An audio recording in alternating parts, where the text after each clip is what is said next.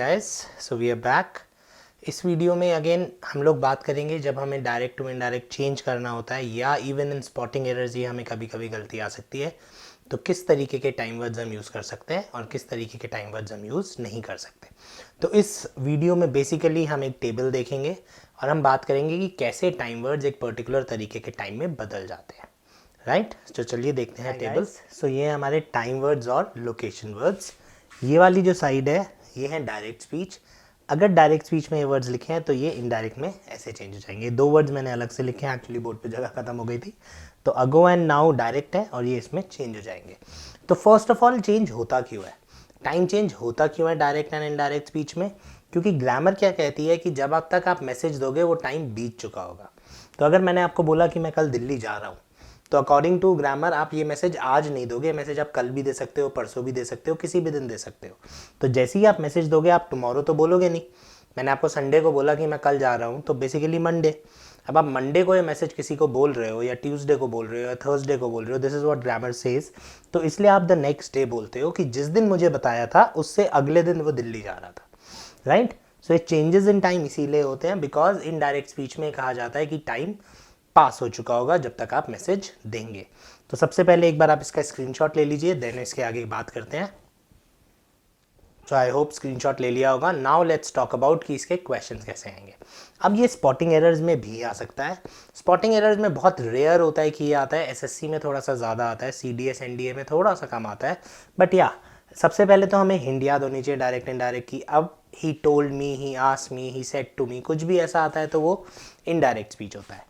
अब मैंने सेंटेंस लिखा ही told me he would come tomorrow. अब ही टोल्ड मी से मुझे हिंट मिल गया कि ये इनडायरेक्ट स्पीच का क्वेश्चन है। अब अगेन हम सबसे पहले हमारे सबसे पहले वीडियो के दो रूल्स पे चले जाएंगे, no present and future and no questions. So ये प्रेजेंट एंड फ्यूचर टेंस है नहीं, वुड, तो यहाँ तक भी ठीक हो गया, तो सब कुछ ठीक है। तो the only problem remains is tomorrow. तो ऐसे केस में आप टुमारो को गलत करके क्या लिख देंगे? टुमारो को गलत करके लिख देंगे आप the next day. So spotting errors में आप इसको मार्क कराएंगे कि ये गलत है। राइट गाइस, अब हम बात करते हैं कि इसको हम चेंज ऑफ स्पीच में किस तरीके के क्वेश्चंस आते हैं। जब आपको अगर आपका पेपर में ऐसे आता है कि डायरेक्ट स्पीच को इनडायरेक्ट में चेंज करिए, तो हमें किस तरह से इसका क्वेश्चन मिलेगा। Let's talk about that. So guys, जैसे कि आप देख सकते हैं क्वेश्चन है he said to me he will study tomorrow. अब अगेन अगर आप पुराने वीडियोस देखते आ रहे हैं तो हमारे को सबसे पहले दो रूल्स क्या ध्यान रखने हैं। सबसे पहला रूल है कि प्रेजेंट और फ्यूचर टेंस में नहीं हो सकता, वो किस में बदलेंगे। दूसरा रूल है कि सवाल नहीं पूछ सकते।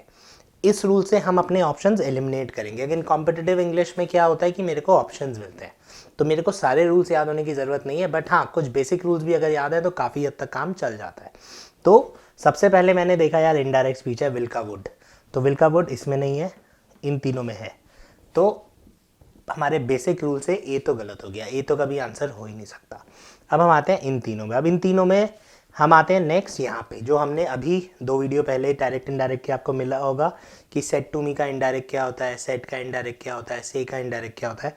तो जब भी इसके आगे नाउन या प्रोनाउन लिखा होता है, इसका इनडायरेक्ट होता है टोल्ड या आस्क्ड। अगर खाली सेड होता है तो इसका इनडायरेक्ट होता है सेड दैट। अगर आगे आदमी आ गया तो इसका इनडायरेक्ट होता है टोल्ड या आस्क्ड। तो जब इसमें सेड टू मी लिखा हुआ है तो इसका इनडायरेक्ट टोल्ड या आस्क्ड होगा। तो टोल्ड है क्योंकि सेंटेंस है, तो ये गलत हो गया। तो इस वाले रूल पे, पिछले वीडियो के रूल के हिसाब से ये गलत हो गया। अब हम आए इन दोनों पे। अब मैंने देखा यार विल का वुड, अगेन दोनों में वुड है, सब कुछ ठीक है। अब आप आज वाले वीडियो की एरर चेक करेंगे कि इसमें टुमारो लिखा है, इसमें द नेक्स्ट डे लिखा है। इनडायरेक्ट में टुमारो किस में चेंज हो जाता है? द नेक्स्ट डे में। तो उस हिसाब से ये वाला गलत हुआ and this is our answer. So इस क्वेश्चन में मैंने ऑलमोस्ट जो पिछले तीनों हमने वीडियोस बनाए हैं change direct indirect to direct to indirect के, तो सारे स्टेप्स मैंने कवर करने की कोशिश की है। सबसे पहले टेंसेस और क्वेश्चन नहीं पूछ सकते। अगेन स्पॉटिंग एरर्स वाले रूल्स भी हमें ध्यान रखने हैं कि ऑर्डर्स के साथ टू लगेगा, यस नो क्वेश्चंस में इफ या वेदर लगेगा। तो ये सब चेक हो जाता है, कोई प्रॉब्लम नहीं आती। इसके बाद मेरे पास दो या तीन ऑप्शंस बच जाते हैं। फिर मैं आगे चलूँगा, फिर मैं देखूंगा कि सेट किस में चेंज होता है। पिछले वीडियो में हमने बात करी थी प्रोनाउंस की, तो सेम चीज़ यहाँ पे है प्रोनाउंस की। अगर वो दोनों जगह नेक्स्ट डे दे देता, एक जगह ही एक जगह आए होता, तो फिर मैं प्रोनाउंस की एरर चेक करता जो हमने पिछले वीडियो में बात की थी। हो सकता है ये समझ में आ गया होगा कि टाइम किस तरह से चेंज होता है और किस तरीके की गलती आएगी। Thank you guys, see you soon.